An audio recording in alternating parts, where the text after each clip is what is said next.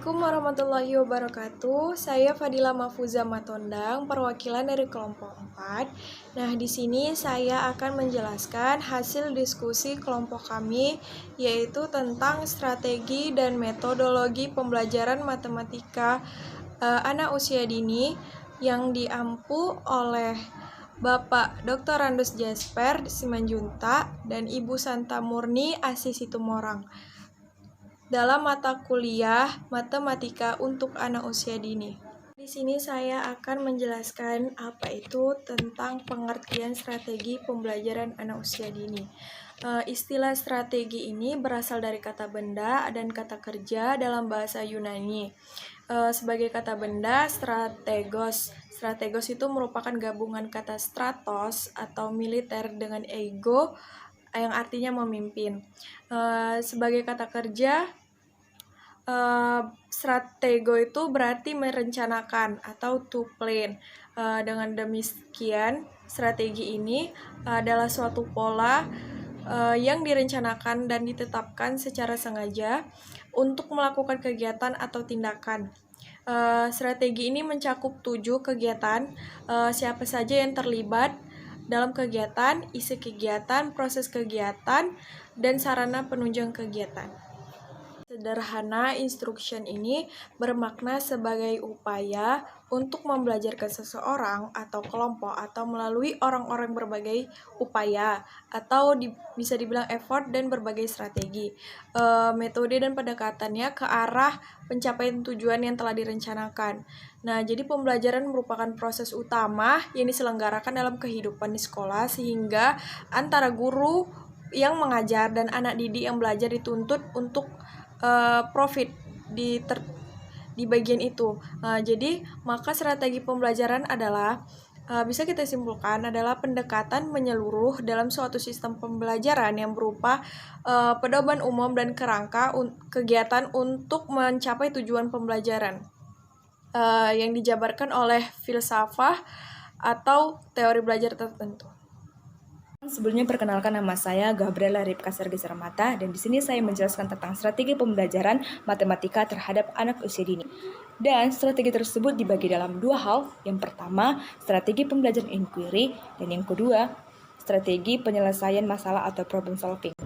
Nah, terkadang matematika itu adalah sangat membosankan bagi anak usia dini karena berkaitan dengan hubungan dan angka-angka. Baiklah teman-teman, di sini saya akan menjelaskan tentang strategi pembelajaran inquiry. Nah, jadi dalam pembelajaran inquiry ini, kegiatan pembelajaran yang melibatkan secara maksimal seluruh kemampuan siswa untuk mencari dan menyelidiki sesuatu, misalnya itu benda, manusia, ataupun peristiwa. Nah, jadi dalam pembelajaran inquiry ini, kegiatan pembelajaran yang menekankan pada proses berpikir dan analitis untuk mencari dan menemukan sendiri jawaban dari suatu masalah yang dipertanyakan. Nah, selain itu, kita juga guru dapat memberikan penjelasan-penjelasan seperlunya pada saat si anak melakukan percobaan, misalnya penjelasan tentang cara-cara melakukan percobaan tersebut. Nah, contoh dari inquiry itu adalah misalnya kita ada di dalam sebuah kelas. Nah, dan kita menanyakan kepada anak-anak kira-kira kita ada berapa ya di dalam kelas tersebut. Nah, terus kita bilang kepada anak-anak yang perempuan, kira-kira di kelas ini ada berapa ya siswanya atau murid-murid atau anak-anak perempuan. Dan kita juga bertanya, nah, dan kira-kira ada berapa ya di dalam kelas ini yang laki-laki. Nah, dan ketika kita memberikan contoh tersebut, pasti anak-anak akan berpikir, oh, ada 5 bu, ada 6 bu, ada 7 bu. Mungkin mereka akan menjawab dengan berbagai cara mereka. Dan di situ mereka akan berpikir, dan di situ juga aspek perkembangan mereka berjalan, yaitu aspek kognitifnya. Ada berapa ya? Pasti mereka di situ akan menghitung 1, 2, 3 dan seterusnya. Nah, dan kita di sini sebagai guru kita bisa memberikan penjelasan. Kenapa ya ada segini? Kenapa ya ada segini? Seperti itu teman-teman. Nah, yang kedua di sini adalah metode problem solving atau metode pemecahan masalah. Nah, jadi dalam hal ini metode mengajar tetapi merupakan metode berpikir. Nah, Karena dengan menggunakan metode problem solving, anak akan mencoba berusaha belajar berpikir dengan menggunakan metode lainnya. Nah, dimulai dari metode mencari masalah, memecahkan masalah, dan menarik kesimpulan. Dan tentu ini bukan hal yang murah, tentunya ini adalah hal yang sulit. Nah, tapi di sini juga bisa supaya mereka bisa berpikir secara kreatif. Nah, jadi dalam problem solving ini, dalam kegiatan pembelajaran dengan jalan melatih anak dalam menghadapi berbagai masalah, baik itu masalah perorangan maupun kelompok untuk dipecahkan. Teman, di sini saya akan memberikan satu contoh dari problem solving tersebut.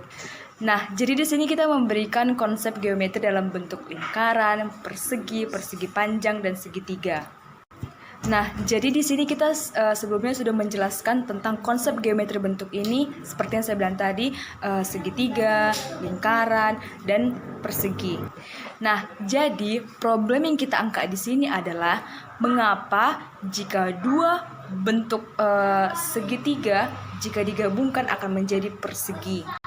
Nah, jadi dalam masalah tersebut, anak bisa berpikir dan memecahkan masalah tersebut. Nah, jadi adapun pemecahan masalahnya melalui jawaban dari si anak. Di sini, anak akan menjawab. Nah, nanti anak akan menjawab seperti ini. Iya Bu, karena jika dua buah segitiga itu disatukan akan berbentuk segitiga. Seperti itu Bu. Jadi teman-teman, itulah contoh dari problem solving. Nah, selanjutnya akan dijelaskan oleh teman saya. Terima kasih. Perkenalkan, nama saya Dwi Purwanti. Di sini saya akan menjelaskan tentang strategi pembelajaran matematika anak usia dini. Yang pertama, fun cooking. Fun cooking bagi anak dimulai dari pemilihan daftar menu sederhana yang dapat dibuat oleh anak. Persiapan alat dan bahan yang dibutuhkan, proses demonstrasi oleh koki, hingga proses pelaksanaan memasak yang dilakukan oleh anak secara mandiri. Pada kegiatan fun cooking ini, beberapa kemampuan matematis anak yang muncul antara lain. Yang pertama, kemampuan mengukur. Muncul ketika anak melakukan kegiatan menakar. Bahan yang diperlukan misalnya, anak menakar tepung terigu yang dibutuhkan dalam membuat adonan. Yang kedua, kemampuan berhitung. Anak melakukan proses berhitung dalam kegiatan fun cooking. Misalnya, anak menghitung jumlah kue yang telah dibuat. Yang ketiga, kemampuan estimasi. Dalam kegiatan fun cooking ini, anak juga memperoleh pengalaman membuat perkiraan.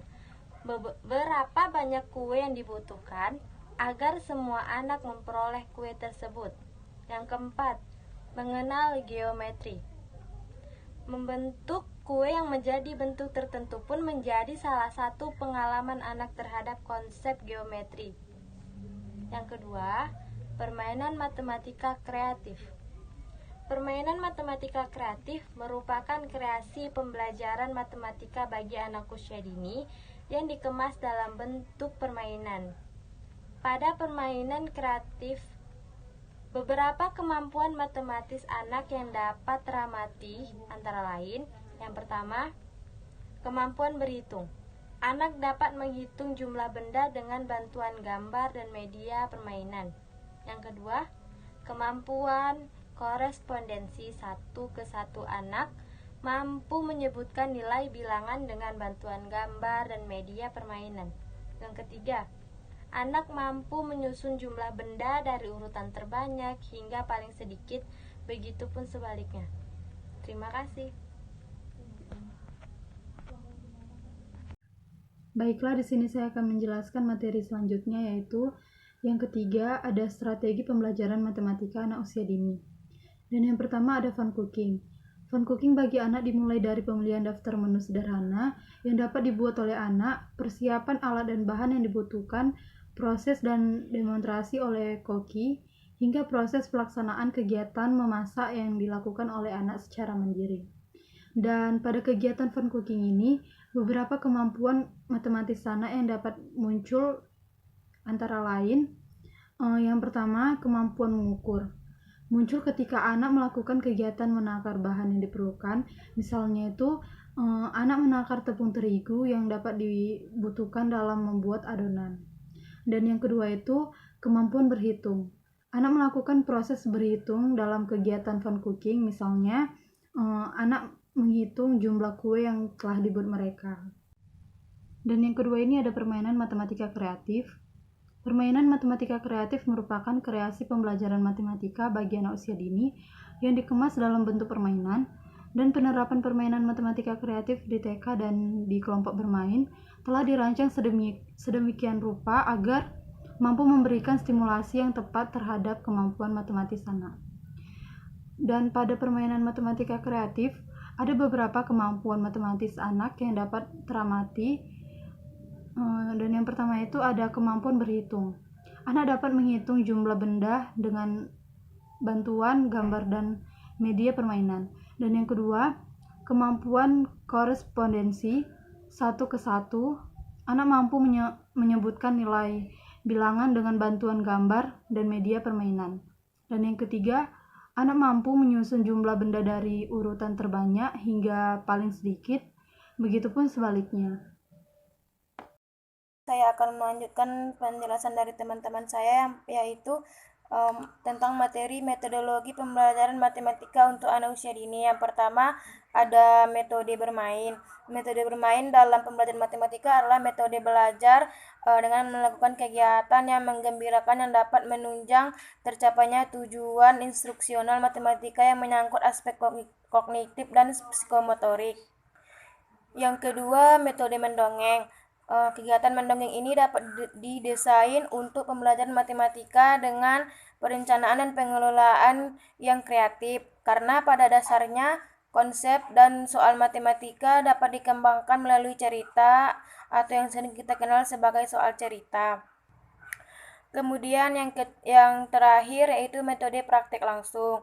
Dengan dilakukannya metode praktek langsung tersebut akan membuat anak-anak langsung terjun untuk mempraktekkan kegiatan pembelajaran matematika secara langsung, dan dengan begitu anak lebih gampang mengerti dan melakukan proses pembelajaran tersebut sehingga anak tidak merasa bosan. Terima kasih.